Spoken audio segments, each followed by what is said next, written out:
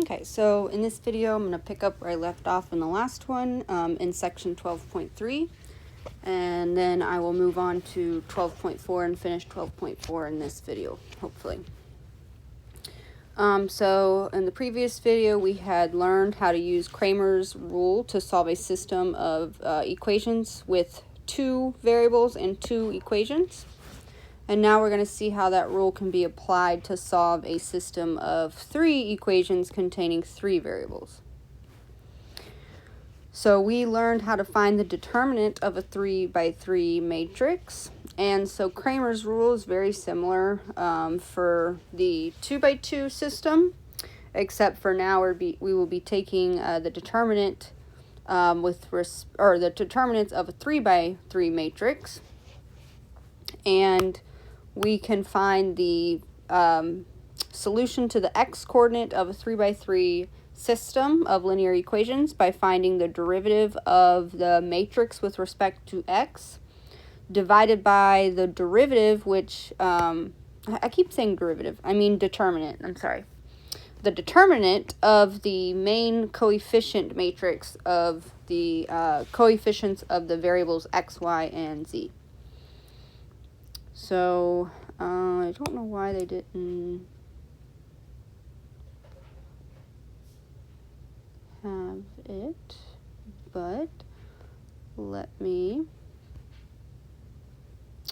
write the system for you here. So, just a general system. If I had, no, I'll just show you with this example. Alright, so let's show you with this example of this system with 3 equations and 3 variables. So again, for the D, the determinant of the regular matrix, I'm talking about the coefficient matrix using only these coefficients. So D will be equal to the determinant of 3, 2, -2, -2, 3, 5, and 2, -3, -4. So this will be the D that we're seeing here. It is always the determinant of the coefficients of the variables, excluding the constants at the end. Okay? And then dx will be the determinant of the matrix, where we replace the x coefficients with the constants. So these will go first for the x coefficients. This will be 4, -4, 4, and then 2, 3, -3, and then -2, 5, -4. That would be the D, the determinant with respect to x. So you're just replacing the coefficients in front of the x terms with the constants. dy would now be the same thing, except for we are replacing the y coordinates with the constants. So this would be the determinant of the matrix 3, -2, 2, 4, -4, 4, and -2, 5, -4.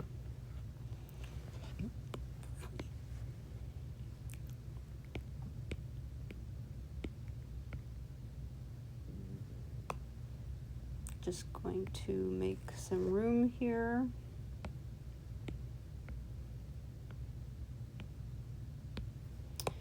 And then finally, the determinant with respect to z would be the determinant of the matrix where I replace the coefficients of the z term with the constants. So this would be 3, -2, 2, 2, 3, -3, 4, -4, 4. So I still have to take the determinants of all 4 of these to find the answer, but this is just how you find what matrix to take the determinant of.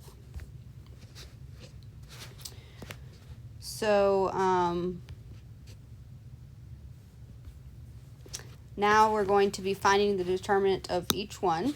So first finding the determinant of D. So this is that matrix that I found previously. And we're going to find the determinant of this. So they are picking the first row to start with. So the first entry will be the first entry in the matrix. So that would be 3. And this will be positive. So they're doing the cofactor here. But again, you don't really have to do this. It always starts positive, and then and it alternates negative and then positive. Okay, but this would be 3 times the determinant of the matrix that's left after I cross out the row and the column that 3 is in. So that leaves me with this matrix here. So I have to take the determinant of that matrix. And then moving down the line, I go to the next entry in that row, which is the 2. So that's where I get that 2 from there. And then this gets multiplied by the determinant of the matrix that's left when I cross those two, the row and that column out. So the determinant of that matrix with the -2, 5, 2, and -4. And then finally, we use the last entry, which is the -2. And multiply it by the matrix that's left after I cross out the row and the column that -2 is in. Oops. Should be this matrix.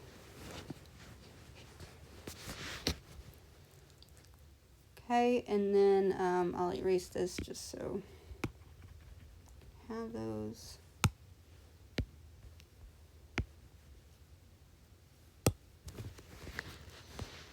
Okay, and so again, this would be, the first one would be a +3. So we see that +3 here. The determinant of this matrix right next to it would be 3 times -4, which would be -12, minus a -15. So that would be -12 plus 15, which will give me this 3. So that becomes a +3 times a +3. And then next we have the negative, because this is all -2.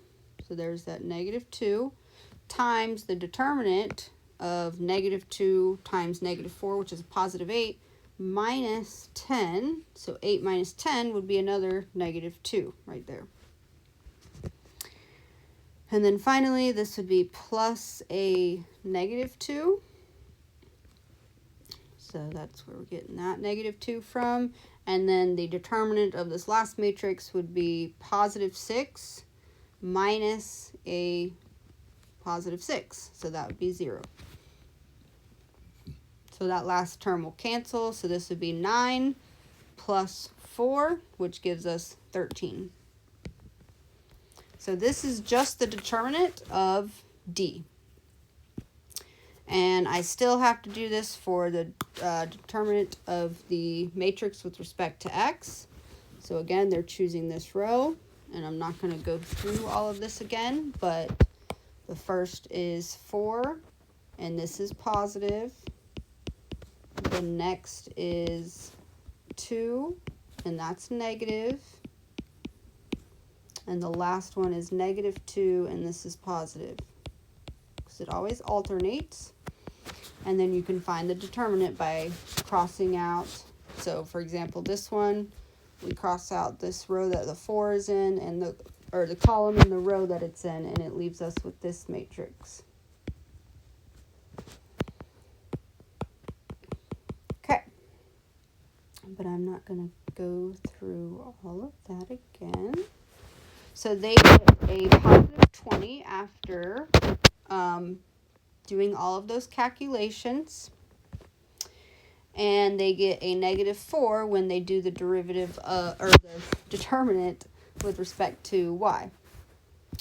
So putting, and then they get 0 for the determinant with respect to z. So now I can plug all this information in. We've seen that the determinant with respect to x was 20. So that would be 20 over 13 for the value of the x coordinate.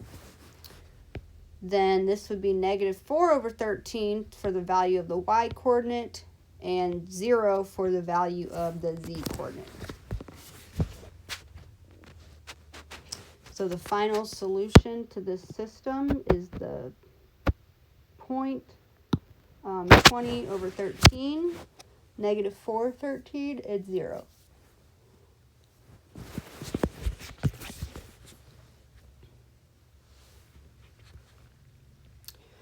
Okay, so there is a couple of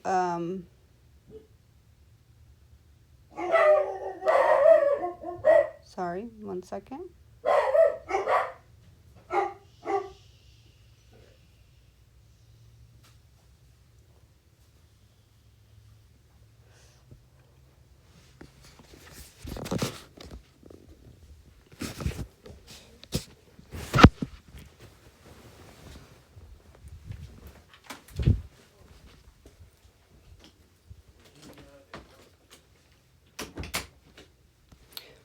Okay, so a couple of things that you can determine based on these determinants with using Cramer's rule is that if the main determinant of the coefficients is equal to 0, and at least one of the other determinants with respect to x, y, or z is different from 0, then the system will be inconsistent.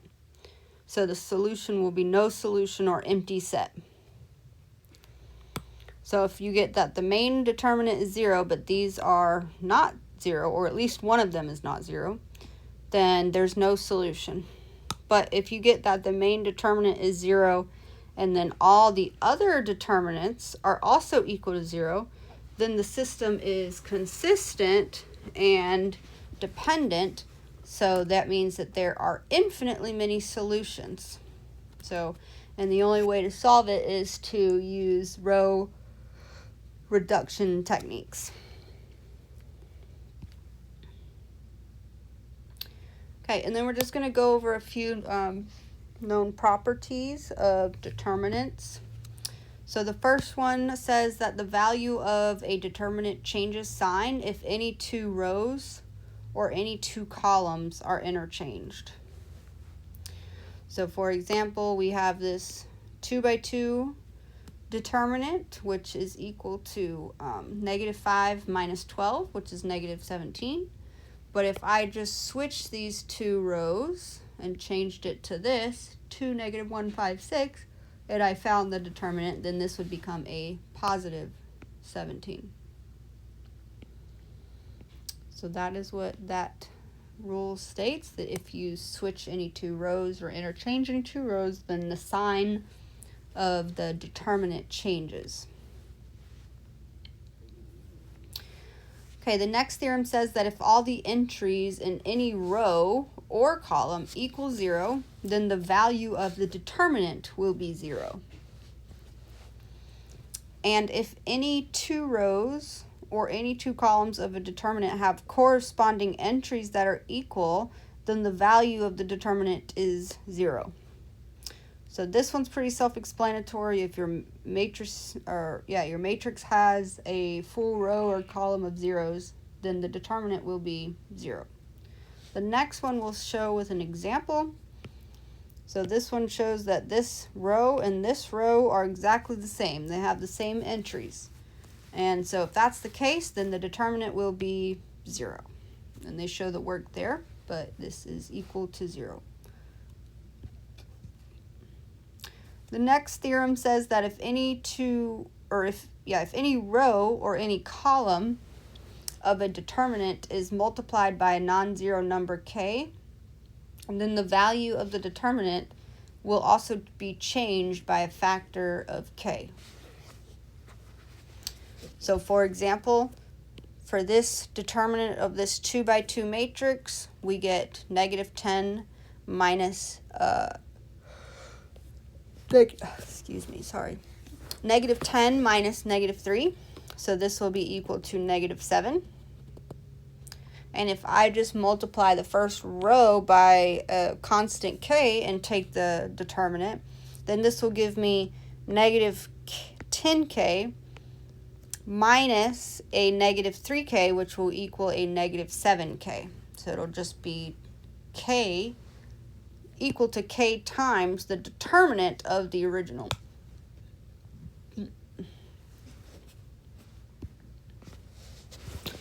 Okay, the next theorem says that if the entries of any row or any column of a determinant are multiplied by a non-zero number k, and the result is added to the corresponding entries of another row or column, then the value of the determinant remains unchanged, so it won't affect our determinant. So for example, for this 2 by 2 matrix, the determinant is equal to 21 minus 12, which is 9. But if I multiply row 2 by negative 2 and add it to row 1, then this will become negative 4 plus 7 will give me 3, and negative 6 plus 6 will give me 0. So I added, I multiplied row 2 by negative 2 and added it to row 1 to get a new row 1. And when I take the determinant now, we see that this will still be equal to 9. So it did not change the value of my determinant.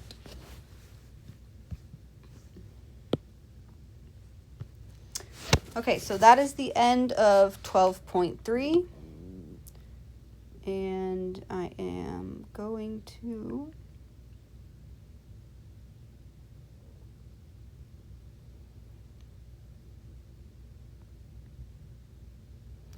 move on to 12.4.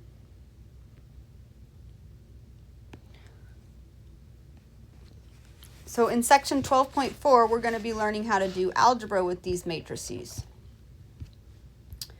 And I am going to skip some of this. Okay. First of all, I want to talk about some of these examples of matrices. So the first is a 2 by 2 square matrix. So square matrix means they have the same number of rows and the same number of columns. The second one is a 3 by 1 matrix. So remember the dimensions, the row always comes before the number of columns. So this has 3 rows up and down, but only 1 column. So this would be a 3 by 1 matrix. And then, of course, the last one is a 3 by 3 square matrix because the dimensions are the same. Okay, so we can add and subtract 2 matrices, and this is pretty self-explanatory. You just add the corresponding entries. Now, of course, to be able to do this, our matrices have to have the same size. So I can't add a 2 by 1 to a 3 by 2 matrix. I can't do that because they don't have the same amount of entries. So I can only add 2 matrices if they're the same size. And then just for a quick definition before we do those addition and subtraction of matrices, we say that 2 matrices A and B are equal if they have the same number of rows and the same number of columns, and each entry in A is equal to the corresponding entry in B. So everything has to be exactly the same for 2 matrices to be equal.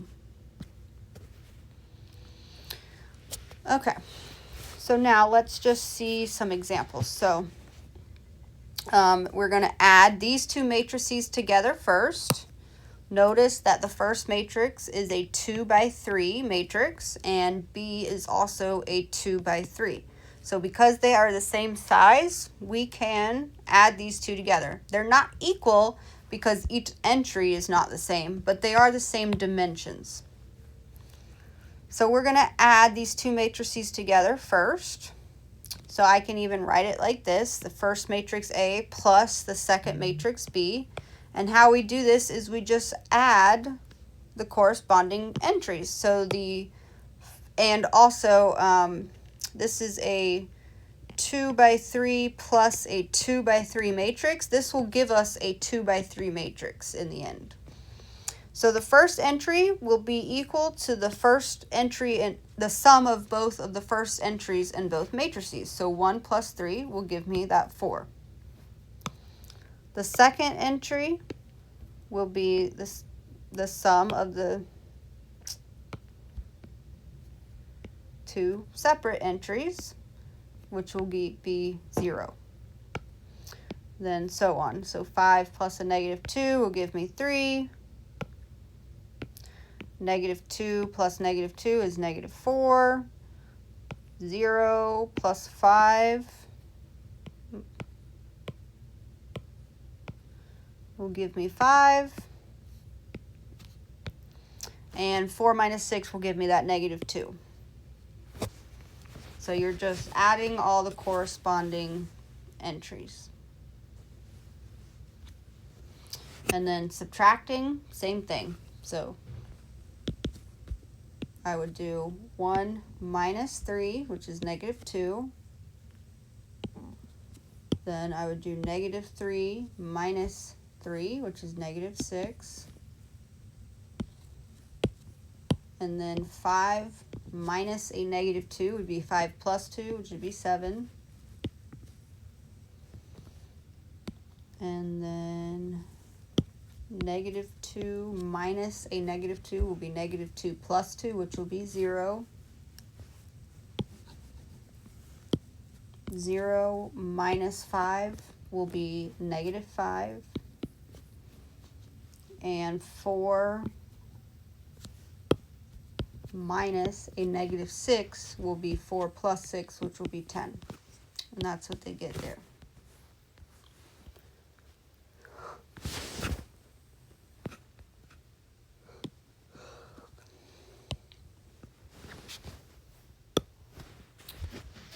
Okay, so you can also plug these into the calculator and have it do them for you.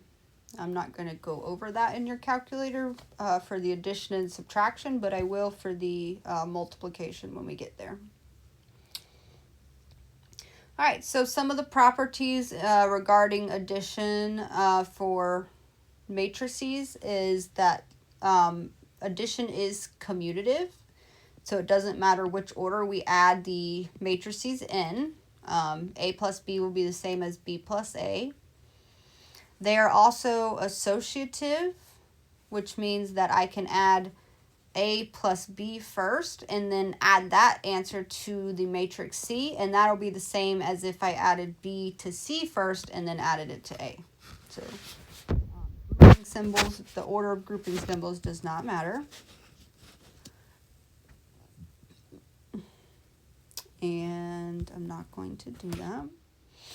Okay, and then this property says that if I add 0 to a matrix A, then I still get the matrix A, and also if I do 0 plus A, then it'll still be equal to A. And 0 here is the 0 matrix, so it's a matrix that has all 0 entries.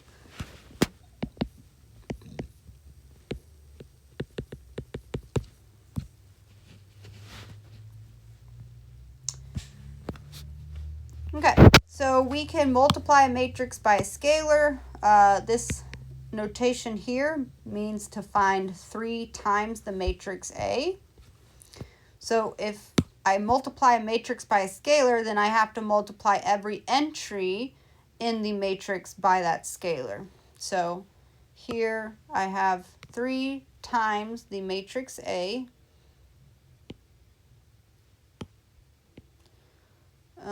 So if I do 3 times 3, that gives me that 9.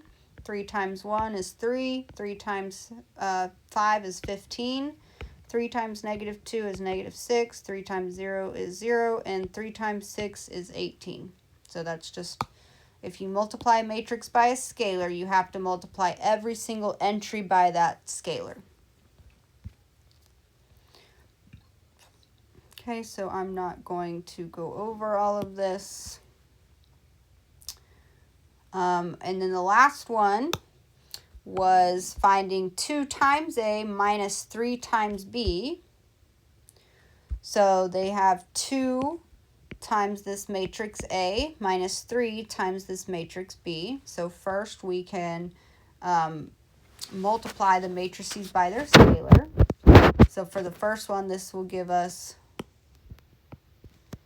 6, 2, 10, negative 4, 0, and 12 when you multiply A by 2.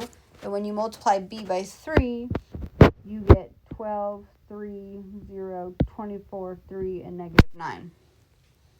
And then after subtracting those two matrices, 6 minus 12 gives me negative 6. 2 minus 3 gives me negative 1, and so on. So this would be the final answer for 2 times the matrix A minus 3 times the matrix B.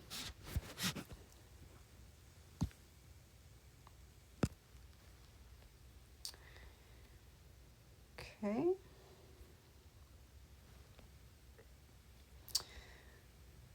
Okay, so the properties of scalar multiplication with matrices are given by this table. So it says, suppose H and K are real numbers and A and B are m by n matrices, then K times H times A is equal to K times H times A. So it means I can, instead of multiplying the matrix A by H first and then multiplying that by K, I can multiply K and H first and then multiply it by A.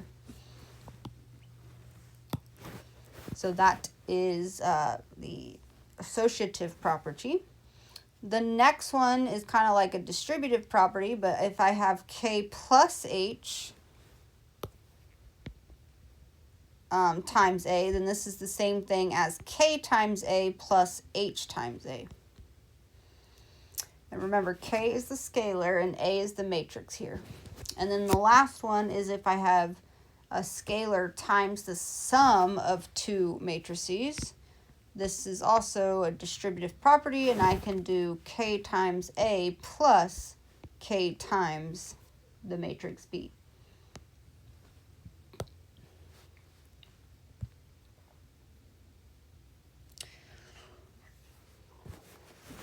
Okay, so we're going to learn how to find the product of two matrices. This is a little bit more involved than adding and subtracting two matrices. So first, we're just going to learn how to multiply a row and a column vector. So anytime we have a 1 by m or a, and I always say this wrong, 1 by n or a m by 1 matrix, these are called vectors. So either a column or a row. If it's just one single column or row, we can call it a vector. We're going to first look at how to find the product of a row vector and a column vector. So a row vector R is a 1 by n matrix,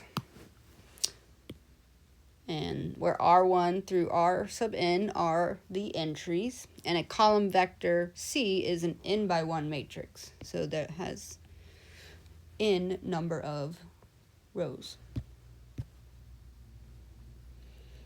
Okay, so whenever we do matrix multiplication, the dimensions have to be the same on the inside when we multiply them, which means that the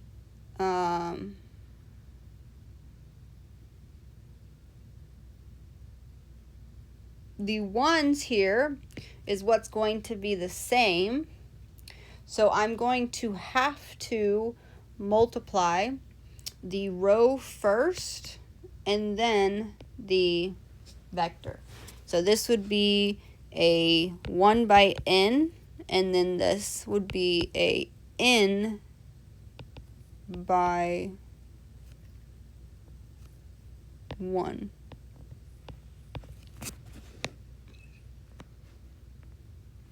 Okay, so I have to have these. Is that that's what's here? Okay, so yeah, I should probably use in for this because they're saying both of these are the same here. So if you notice here, I'm writing these, the ends will be on the inside. And I'll say this again, it might make more sense on a different example. But, so the dimensions here will give us, yeah, this is not right. Hold on.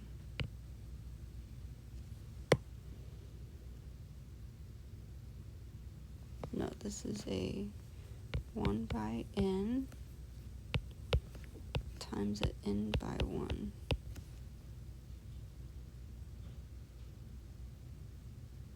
So this will give me a 1 by 1 matrix, yes. Okay. So when you multiply two matrices together, the two inside numbers have to match of your dimensions. And then the answer will be what's on the outside. So the answer to this multiplication will be a 1 by 1 matrix. So the definition of this product of a vector and a row vector and a column vector, is that we take the product of the first entries on both, so R1 times R sub 1 times C sub 1, and then we add it to the product of the next two corresponding entries, R2, R sub 2 times C sub 2. And then we add it to the next one and so on until we get to the last entries here, R sub n times C sub n. So after we add all of those products together, this would just give us one single number, which would be a 1 by 1 matrix.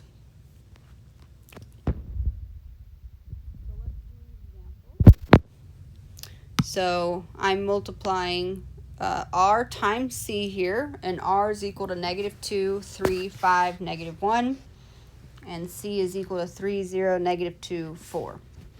So the first thing I would do is multiply -2 and 3,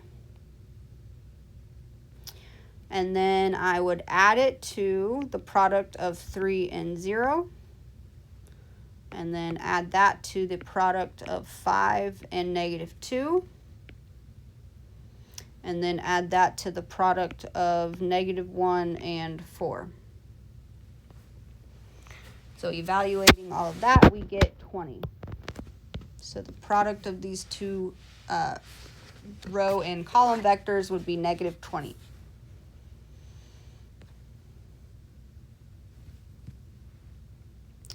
Okay, so what if we are multiplying matrices that are larger than a vector? Well, we will let A denote a M by R matrix and B denote an R by N matrix. Then the product A times B is defined as the M by N matrix whose entry in row I, column J, is the product of the ith row of A and the jth column of B. So notice that they said A was a M by R matrix, and I am multiplying that by B, which is a R by N matrix. So this is the dimensions of A and the dimensions of B.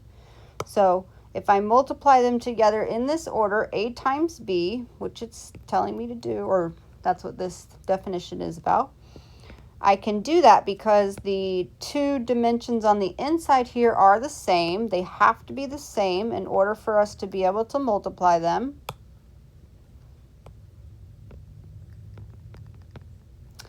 And the result will give me a M by N matrix.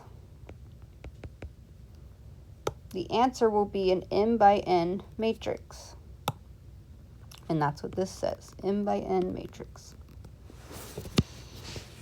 Okay, and each entry for this M by N matrix will be very similar to how we found the product of the vectors.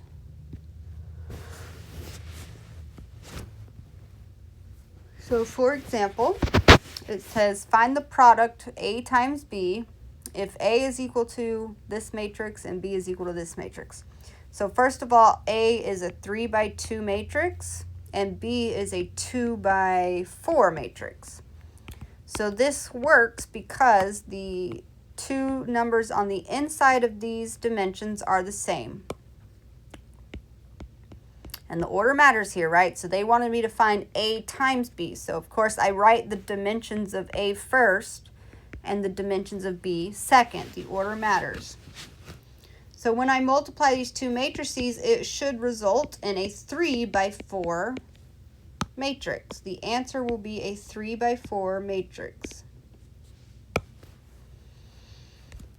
Okay, do they write this there? Right.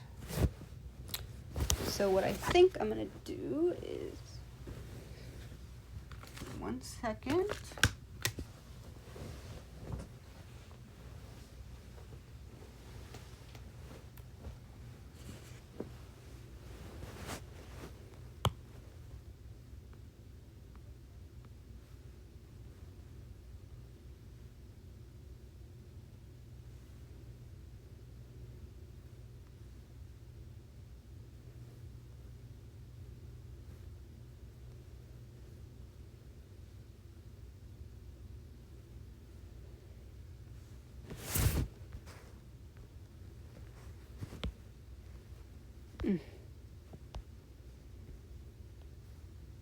What in the world?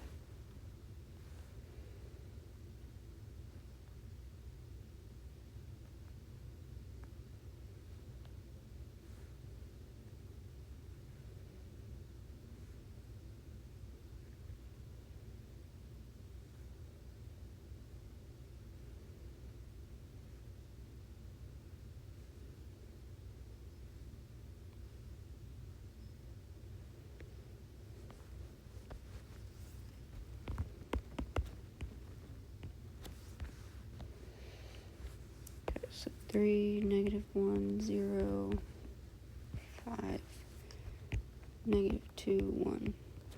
B is equal to 3, 2, -3, 4, -1, 0, 2, 1, -4, -3. Okay, -4. All right, so again, I know that this is a 3 by 2 and this is a 2 by 4, and when I multiply these two, this is going to give me a 3 by 4. So I know the answer will be a 3 by 4 matrix.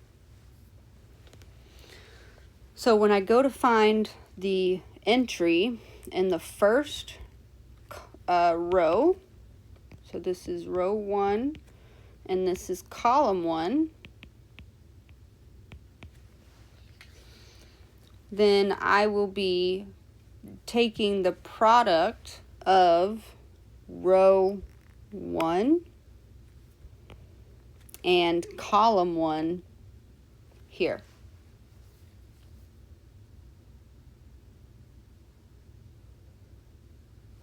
Make sure that's right.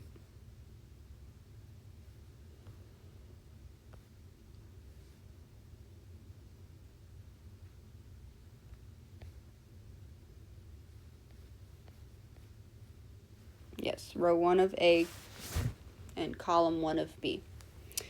So this will be equal to 3 times 3 plus -1 times -1. So this will all be for the first entry of row 1, column 1. And then I move to the second entry, which will be in column 2.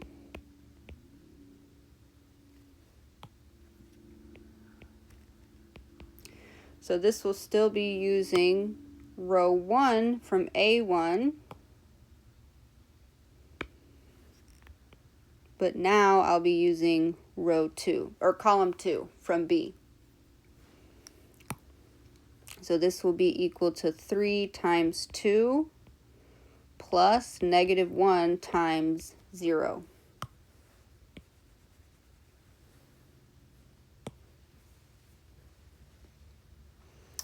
And then to find the next entry, this will be in column 3.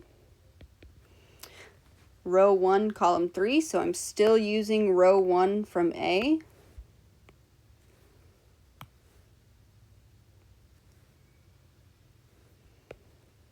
And column 3 from B. So this will be 3 times -3 plus -1 times 2. And then the last one will be from multiplying row 1 from column A by column 4.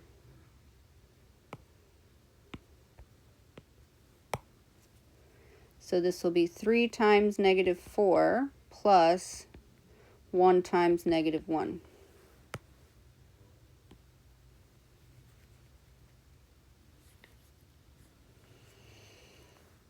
Okay, and then you go down to row 2, column 1. So I'm looking for this entry, which is in row 2, column 1.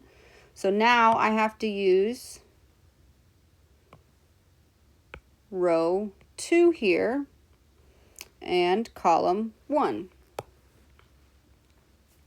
So this would be 0 times 3 plus 5 times -1. And then the second entry will be from row 2 from A and column 2 from B. So row 2 and column 2. So this will be 0 times 2 plus 5 times 0.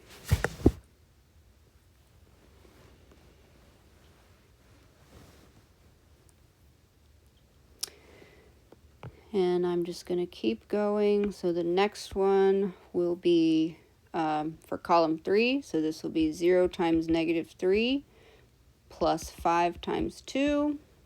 And then the last one will be for column 4. So this will be 0 times -4 plus 5 times 1. And then we go to row 3. And so for row 3, we'd be using row 3 from column A.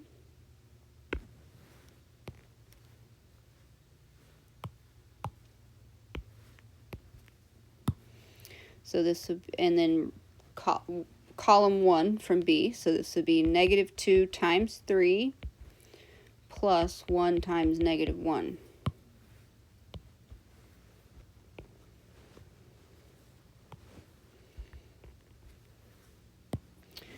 And then the next one would be from -2 times 2 plus 1 times 0. And then the next one would be -2 times -3 plus 1 times 2. And the last entry would be -2 times -4 plus 1 times 1. So that is how you would find the product of those two matrices. Just to say that one more time, this says that whose entry in row I, column J, is the product of the ith row of A and the jth column of B. So that's what we were doing. Whatever entry you're into your new matrix comes from that ith row of A and the jth column of B.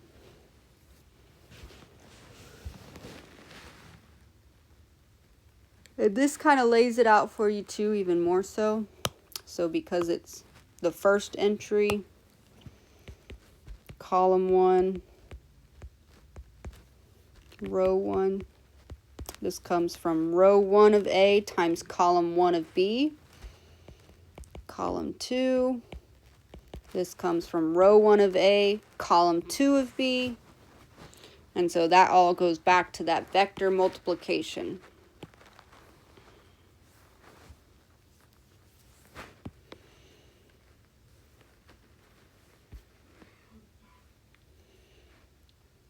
And so here's all of that together with the final answer. So after you simplify everything, 3 times 3 is 9, plus 1 will give us that 10.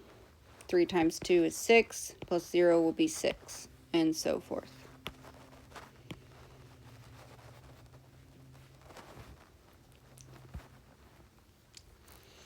Alright, so now I'm going to show you how to do this in your calculator.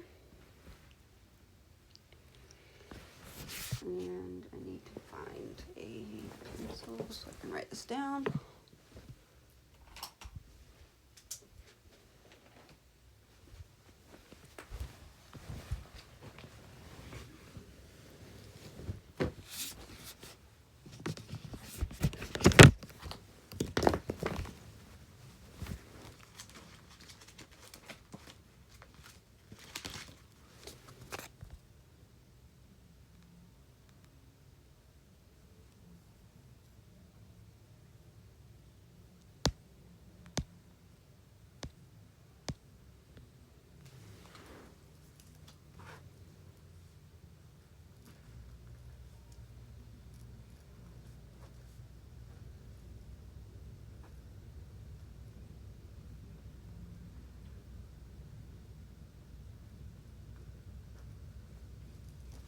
Okay.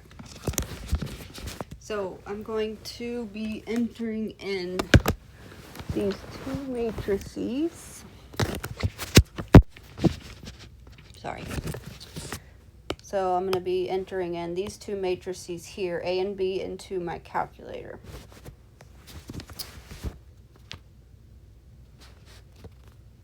Okay. So to matrix first, we go to second, and then this matrix button. Then we can go over to edit, hit enter. It's going to ask us for the dimensions, so this would be a 3 by 2 matrix.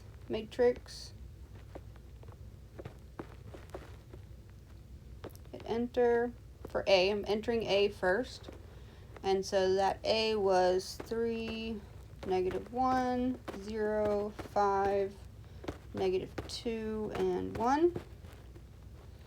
So 3, -1, 0, 5, -2, 1. Okay?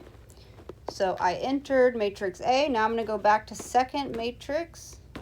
Second matrix. Go down to B and hit enter. Oh, wait. I forget. Second quit. Okay. Second matrix. Go over to edit. B.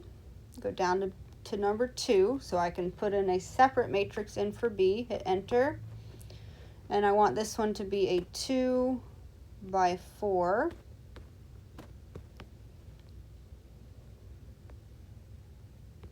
Enter. And then this will be a 3, 2, -3, -4, -1, 0, 2, and 1. Enter. So 3, 2, -3, -4, -1, 0, 2, 1. Okay. Okay, so I put in my two matrices A and B. And again, I'm trying to find A times B. So I'm going to do second quit just to get out of there. So now I will go back to second matrix. And I want to pick A first. So it's already highlighted on A, so I can just hit enter. And it puts A right there. And then I can just hit times, go back to second matrix, and scroll down to B. Hit enter again, and it gives me the same answer that we got by doing it by hand. So it can save you a lot of time, but it is important to know how it works. And so let me go back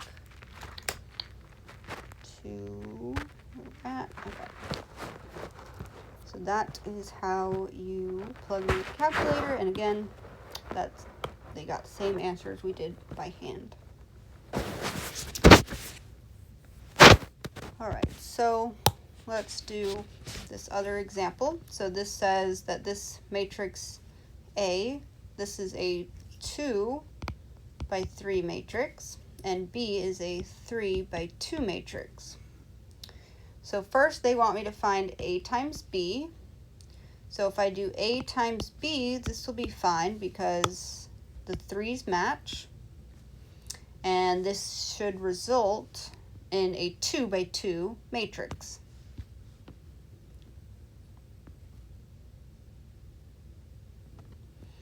So here is A by 3, 2 by 3, like I said, 2 by 3 times 3 by 2. These match, and when I multiply them together, I should get a 2 by 2 matrix, which I did. So let's just see where the 9 comes from. So the 9 this is the first row, so I'd be using row 1 in A times the first column in B. So that would be 4 times 2 plus 0 times 3 plus -1 times -1. You're just going down the motions. 4 times 2, and then 0 times 3, and then -1 times -1. So this would be 8 plus 1, which is 9. So that's how they found 9. And then you go here to 10. This is the second row, second column. So I'd be using the second row and the second column to find that answer. So that is just showing you 2 examples of these. And that again would be 1 times 1 plus 2 times 0 plus 3 times 3, which would be 10.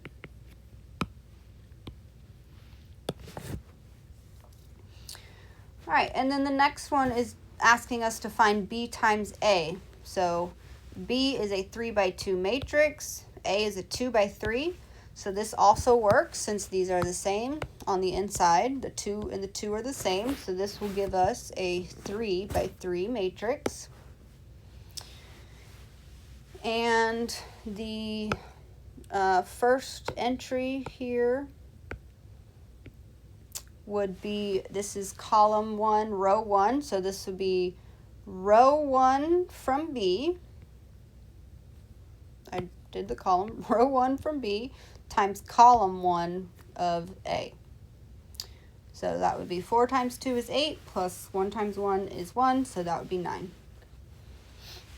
And the next one would be from row 1 in column 2, which would be 2 times 0 plus 1 times 2, which is 2, and so forth. So notice that these 2 matrices here and here, these are not the same. So this shows that matrix multiplication is not commutative. It is not the same if you change the order. A times B is not the same as B times A. So the order does matter when you're multiplying matrices.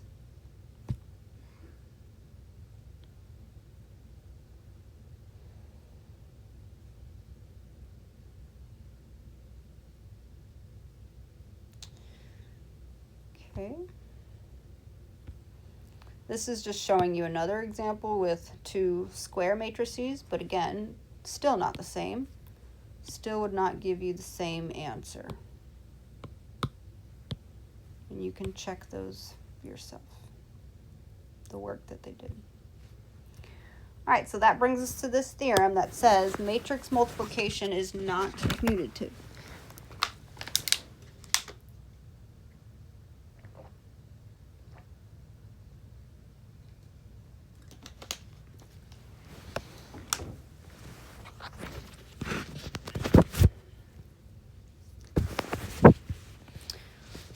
Okay, but some other properties about matrix multiplication include that it is associative, which means I can group the symbols in a the grouping symbols doesn't matter. So I could do B times C first and then multiply it by A.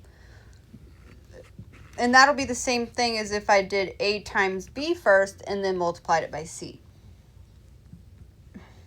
The distributive property is also true for matrices. Now, A, B, C here, they're all matrices, by the way, not scalars. So the distributive property says that if I have a matrix A times the sum of two matrices, then this will be the same thing as A times B plus A times C. But it has to be in that order. This is not equal to B times A plus C times A. Not equal.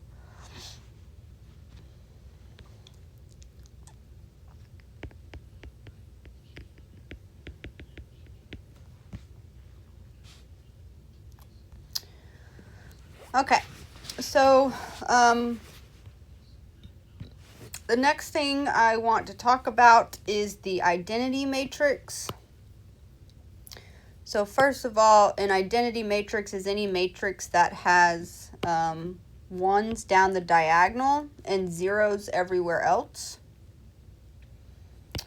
And this can be, show you a couple examples. Here's another example of an identity matrix, just what I'm highlighting, nothing else. That is an example of an identity matrix because all the diagonals are equal to 1 and everything else is 0. Here's another one. And we denote the identity matrix as I. And when you see the I sub 3 there, this means that it's a 3 by 3.